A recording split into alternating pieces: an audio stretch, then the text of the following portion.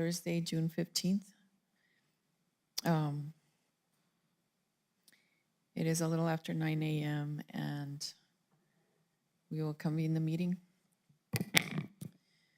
Item 1 is changes to the agenda, which I don't believe there are any. Item 2 is approval of the minutes. Does anyone have any corrections to the minutes? Or if not, can I have a motion to approve? Michael Garza, so moved. Second. All in favor, say aye. Aye. The motion passes. Item number 3 is new business, and I will turn it over to Charlene to present case number SD 22-040. No, Wait a that's not minute. right. It's, yeah, it's the, I don't think this is the right agenda. Yeah, It the packet's isn't. from 2023. yeah, Say, this looks pretty old. I think Albert did that. I didn't. Yeah, I Okay. think that's what's posted as well. That's what was Really? posted for today. Okay. It's, the agenda is for the DRC to review the UDC amendment number 6. Okay, so, all right, so go ahead with the amendment. Okay. Thank you. But so, do we have the amendment in the packet, or is this the wrong? Let me go to the website and I'll see what, but that's the link that was. I have the amendment on the PowerPoint. This is not the correct packet. No. Okay, well, go ahead and start. Okay. Thank you. Okay, this is a summary of the amendments to the UDC that we're proposing. And I would just briefly go through our changes here. And if you have any ideas, I can pull up the actual amendment and make corrections on there. So the first area that we changed was the 350-104, the administrative authority and duties. We added modifications to subdivision plat shall be submitted in conjunction with the preliminary plat. This is for subdivisions. Number 2, general public hearings. Number F, limitations on hearings. New section states that if an application is denied, the request cannot be applied for within 1 year from the date of the denial unless the new request is substantially different from the original request. The zone changes, 352.14, the expiration of land use applications and code violations. We added, building permit may be refused if there are violations on the property and they come into compliance with until they come into compliance with all the codes and ordinances. On the legend, we're eliminating all agricultural assessment. So we're getting rid of all of that. And new uses or offsite uses will require an SUP. We're eliminating apartments and condos in D2 and D2L zone. And we're adding RV parks are not permitted in D3 zone. Land use classification matrix, the legends, we're adding mobile food vendors by SUP in T2, T3, and T4 zones, eliminating mobile food vendors in all residential zones. Adding new uses, campgrounds and event centers, expanding categories of existing uses, adding boarding, training, or riding facility to commercial stable, adding RV and boat storage to mini storage unit category, and adding storage only to wrecking service, specifying no dismantling. In regulations general to all zones, we added for lodging increasing numbers of rooms, RV spaces from 12 to 15 in T4 zone, and deleting seating requirements capped at 40 for alcohol and food establishments. Again, in 355.02 regulations use general to all uses, lots and driveways, we added 6 and 6B, A and B, for reducing access requirements for all development, changing approval from zoning administrator to the county engineer, and eliminating the approval to every 5 years. D, principal building, accessory building setbacks and height building height, 1. Building height.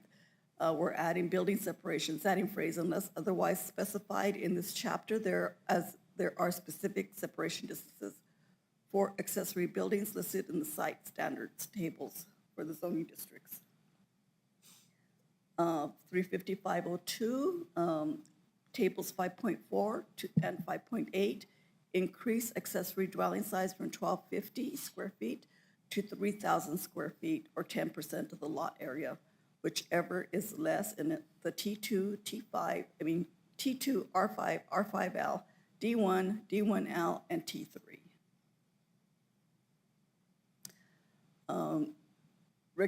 Again, 35502, regulations general to all codes, clarifying that the shortest distance, this is for cannabis, the shortest direct line measurement is measured from the actual limits of the licensed premises of a proposed cannabis establishment, cannabis consumption area, cannabis courier, rather than real property, and including from a residential area in this measurement.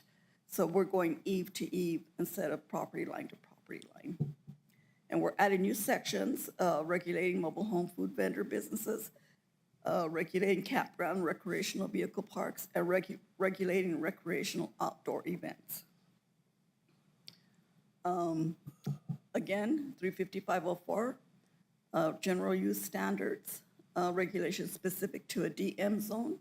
The DM zone is primarily for mobile and manufactured homes, as these are permanent structures, and eliminating RVs and campgrounds for this zoning districts, as these are temporary and not permanent structures. And then glossary.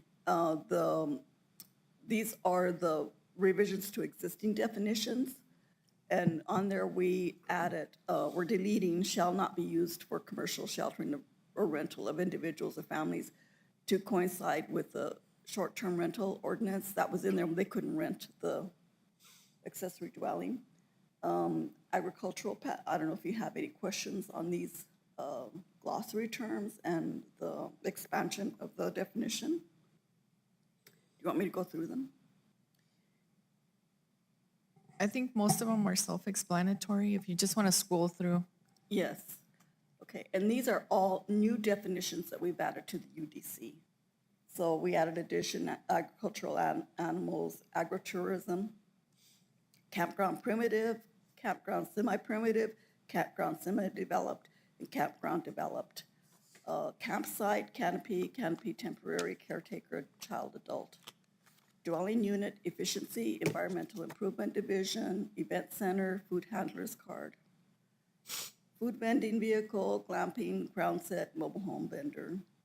Outdoor recreational event, personal care services, push carts, puzzle room, sleeping unit, tent, vending cart, vendor itinerant, vendor temporary site specific, yurt, and we added an acronym for EID.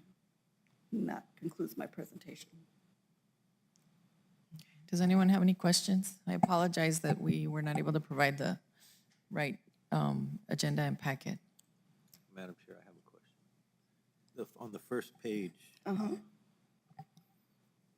section 350-201, the last sentence where it reads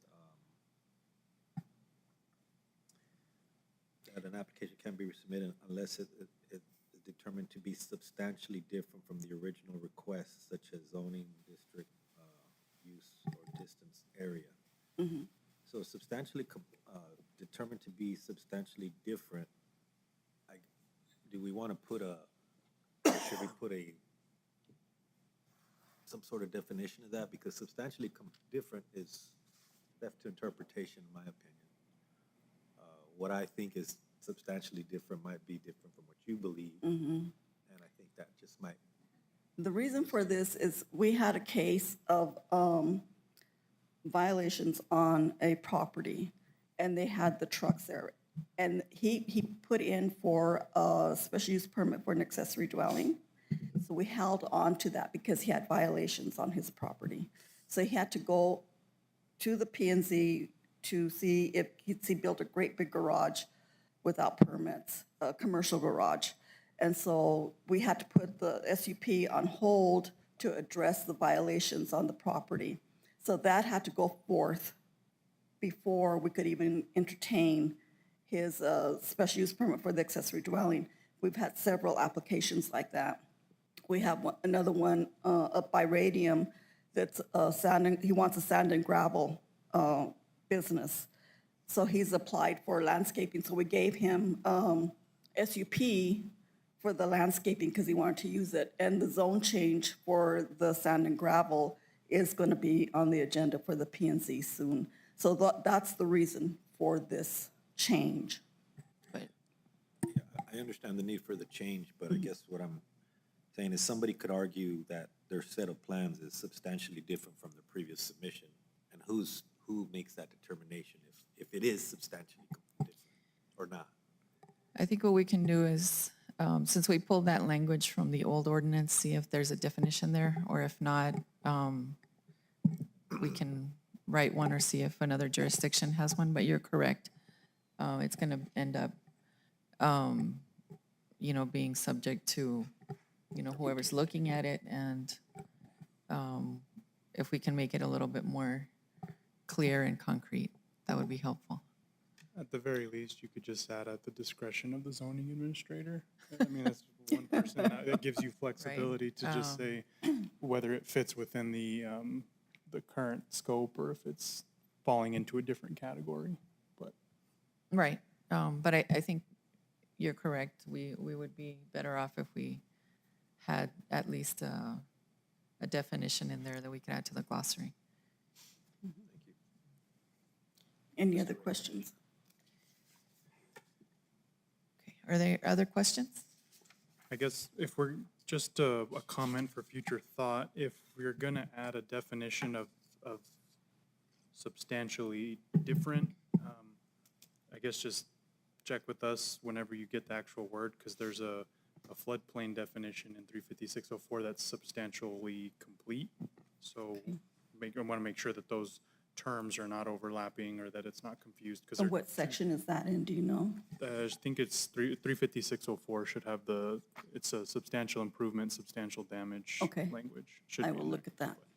But on that one, it's for, it basically says if there's improvements or damages that we have to check that it's 50% of the value of the original structure. So it's I guess the term substantial refers to the dollar amount of the improvement or the damage. Okay, I don't know if we're looking at that as a dollar amount, but. Yeah, so just to make sure they don't evaluation. Yeah. contradict each other. Keep Okay. that in mind. Okay, anything else? Can I have William, can I have the UDC amendments put up? We are also added two drawings, one for the weep holes for the rock walls, and one for easements, because we get that question a lot.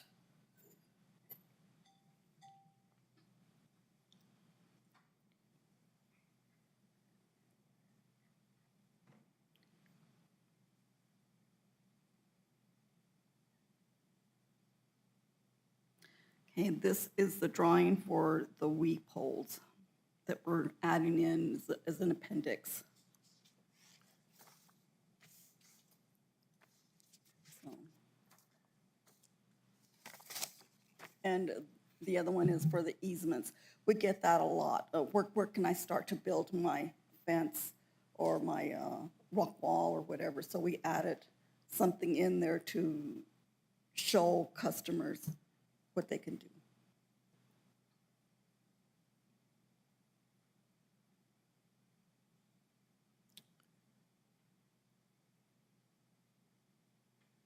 Okay, does anyone have any questions? No? Okay, if not, is there a motion?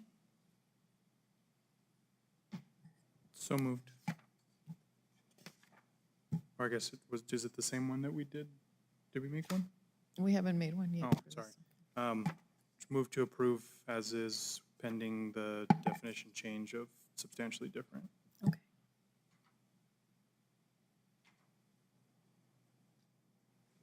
Does anyone want to second the motion? Second. Okay, thank you. We have a motion and a second. All in favor, say aye. Aye. Aye. Okay, motion passes. Thank you, Charlene. I think we need to go back and approve the correct minutes. It was the minutes of May 2nd, 2024 that we needed to approve, and these are in the correct packet now. So if anyone has any corrections, or if not, if someone could make a motion to approve. Motion to approve the correct minutes as is. Second. Okay, we have a motion and a second. All in favor, say aye. Aye. Aye. And at this time, we do not have any staff input. I don't see any members of the public, so we will go ahead and adjourn at 9:19. Thank you all very much. Thank you.